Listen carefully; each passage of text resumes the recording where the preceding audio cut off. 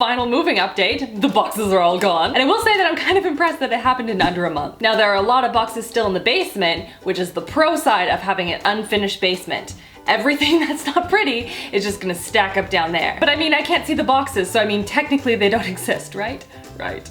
Hello everyone, I am here today to do a new video for you guys that is a 5 first impressions all around the whole like magical color changing technology of makeup that seems to be sort of starting up again in sort of a new trend, if you will. There have been a couple of new launches. There's been a Maybelline Glow Balm as well as the MAC Tender Talk Lip Balm collection that has recently launched all around a pH adapting technology that is supposed to start out one color and then adapt to your specific pH levels in your skin to create this very customized color. And in doing my research on these products, I realized that this wasn't the only place that people have been playing in the whole color adjusting realm of makeup, but there's like concealer and BB creams and like a whole bunch of other products that are all within that same realm. So I decided we're gonna sit down, we're gonna try all of them. We're gonna put them to the test, and without further ado, let's get into this. Okay, so first step, we're gonna go with the Body Shop All-in-One BB Cream. This is a color adapting tinted cream, and this is in the shade 01. Magically transforms to suit your skin tone. Magic. It's white, just forewarning you. On the, like I'm putting on like sunscreen or something. Can you guys see anything? Anything? No? Just not me neither. It has these tiny little grains in it, which it's not like super exfoliating or anything.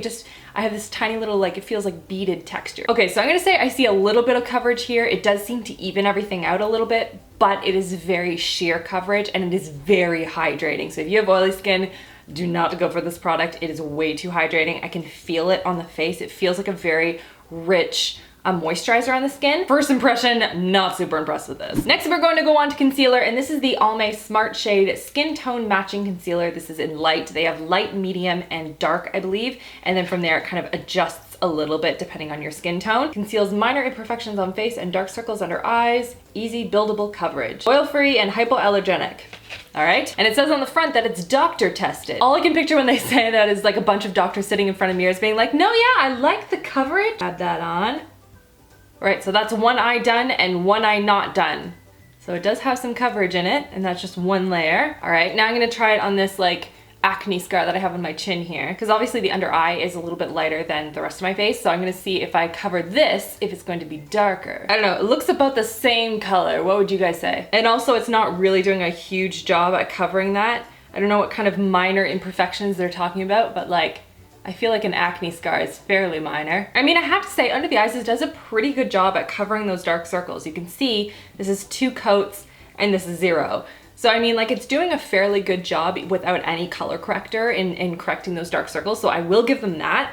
But in terms of doing anything sort of shade adjusting, I'm not really noticing anything significant. I definitely wouldn't say that it's like a shade adapting concealer. All right, now I'm gonna fix the lightness under my chin here and set the T-zone with a little bit of powder, and I'll be right back. All right, so we're back. I added a little bit of eyeshadow and mascara to the lower lashes, and now we're gonna go on to blush. And I'm going to be using the Smashbox O Glow Intuitive Cheek Color with Goji Berry C Complex. So according to the package, it says that it transforms from a clear gel into the shade that you blush naturally. So we'll see if that actually happens. Clear gel. Oh, it's turning pink in my hand. All right. We're gonna put that on my cheeks. Whoa! I hope that's not the color that I blush naturally to. All right, that seems to blend out quite nicely. I mean, it's a nice pinky color. It does blend out really easily. It was a little bit scary when I first put it on the skin, but it's fine.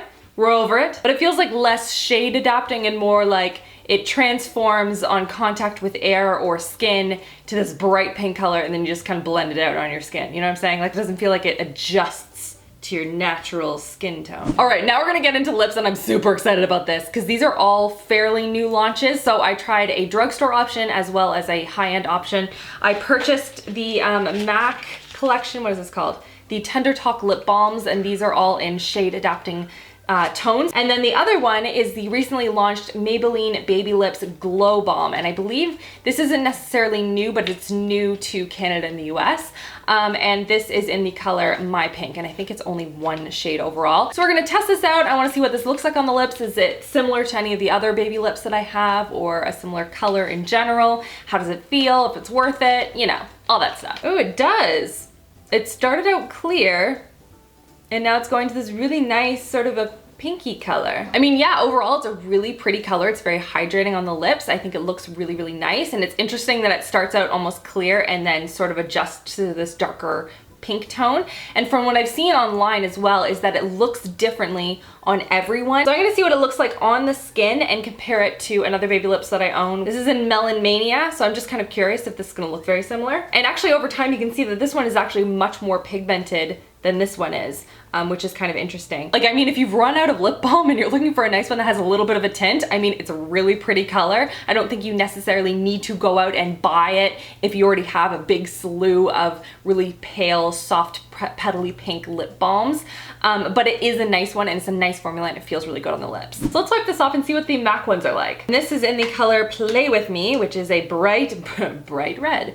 All right, let's try this. Like, did it do any sort of shade adapting? Like, I feel like I just put on this color. You know what I mean? I don't know. Let's try another color. Because, I mean, it is very pretty. All right, let's try Teddy Pink, which is a bright neon pink. I don't know, guys. Is it just happening too fast? Like, I really am not noticing this whole, like, color changing thing. I don't know. They're really pretty, MAC, but I don't see any sort of color adapting going on. Like, it's not going on clear and changing to a color or going on really light and brightening up or anything like that. It just feels like it just goes on the color and then stays there, which is also known as a tinted lip balm. So I think overall, if I had to pick my favorites, I would say that the blush and the Maybelline Glow Balm were my two favorites of the bunch that I tried. I think it's a little bit gimmicky, but it's still kind of fun and it's very reminiscent of the whole like 90s trend. And that's everything for this video. Give it a thumbs up if you want to see more of these sort of 5 first impressions around a specific trend. If there are any trends that you guys want to see, leave them in the comment section below and let me know. If you have tried any of these products before and you like them or don't like them or they look differently on you, let me know. I'm kind of curious if they look differently on you and if they actually do seem to adjust differently on different skin tones. I hope you guys are all having an amazing, amazing week so far, and I will see you guys all in my next video. Love you girls. Mwah.